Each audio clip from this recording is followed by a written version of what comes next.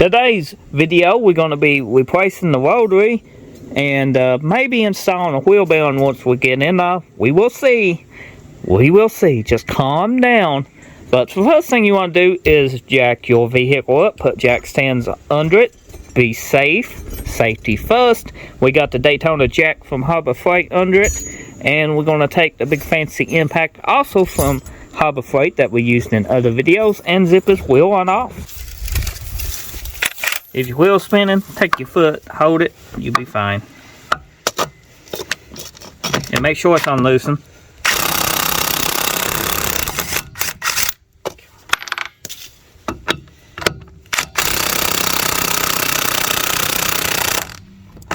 What you tightening him with? To another impact.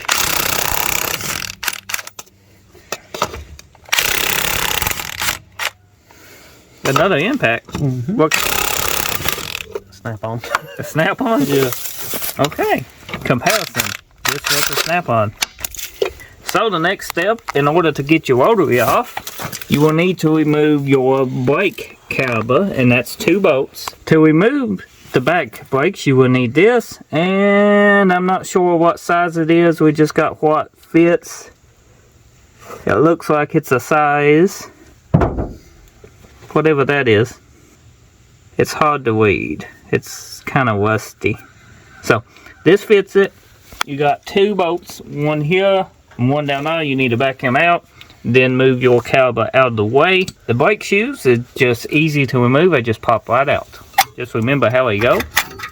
And if you're replacing your rotary like we are today, it's always best to buy new brake pads. Next, you will need to remove your dust cap.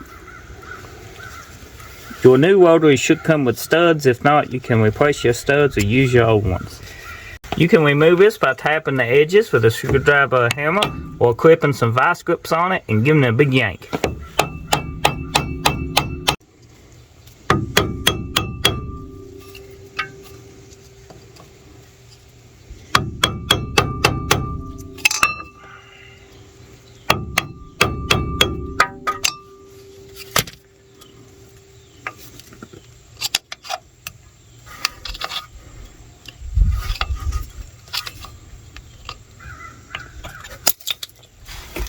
So once that's off, you can see the cotter key. You need to pull the cotter key out, and then take this nut and bolt out. Well, this ain't a bolt, but you know the nut. When you need to spin it off, it comes off loosey. Lefty loosey, righty tighty, so go left. And then take the washer and everything out. Then this will come out with a piece of wheel bearing installed. Now these should not be super tight. They should be actually quite loose. This one's a little too loose, but you know, you can see you just spin it off by a set of vice grips. You over tighten these to button the bearings up. So a neat trick is we're going to put a nut back on this, and that's going to hold the back bearing and make it pop off instead of staying in the rotary. Just watch and learn. Stuck in there. You can see the bearing and seal is stuck on there. So watch this. Putting the nut on now, and the bearing and the seal pops right out. It's that simple. Spray your rotary off both sides. Wipe it down with a clean towel, or you know, paper towel, and make sure you get all the oil that these rotaries shipped with off. Because you put the set of brake pads on this, it soaks in the brake pads, and you won't be able to stop. So be sure to clean your rotary. So go ahead and grease up your new bearings. Hopefully you got new. We were using old bearings on new rotaries. This is something you should never do, but we are doing today because we didn't buy new bearings. And that's how come we showed you that trick with the nut, so you can save your seal and your bearing. Your bearing and stuff fits in here, then you tap it in. Now you want to go ahead and grease the hole inside of this before you put your bearing and stuff in it. And you never can have too much grease. We now got new grease in this. We are cleaning the spindle off now, and we're going to grease the spindle up just like we did the inside of the rotary. Now once you get everything greased up, your spindle and now movie. So what we're going to do next is to tap this seal in. All you do is take your little hammer, a rubber hammer, or a steel driver, and tap that seal gently and make sure it's level.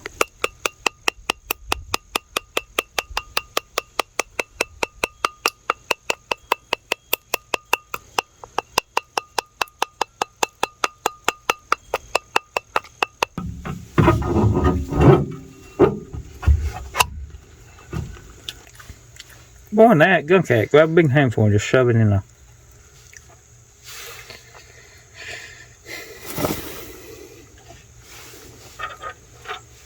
Make sure you put the bearing in right. Shane, you are not putting the bearing in right. No, you're not.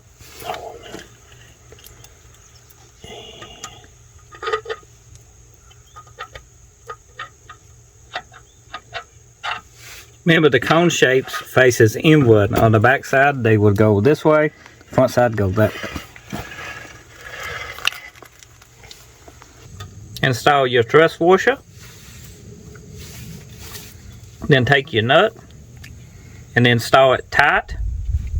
You know, very tight, then back it off. That helps seat the bearing.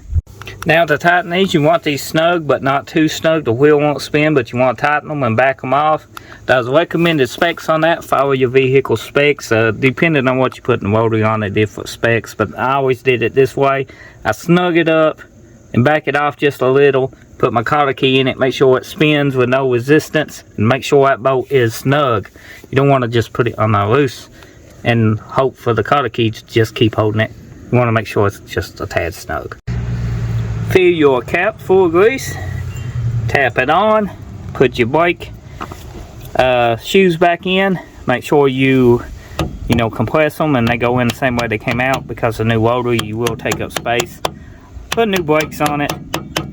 Now I got separate videos on how to install the brakes. You should know how to do that. If you're attempting a wheel thing yourself, you should know how to do your brakes, but if not, I got other videos on my channel on that. So watch those. We're going to throw this together, finish it up as soon as Shane gets his cap knocked back on. Anyway, hopefully you found this video helpful. Drop a like, leave a comment, and if you're new, get subscribed. If you're a returning subscriber, thanks for watching. See you next time.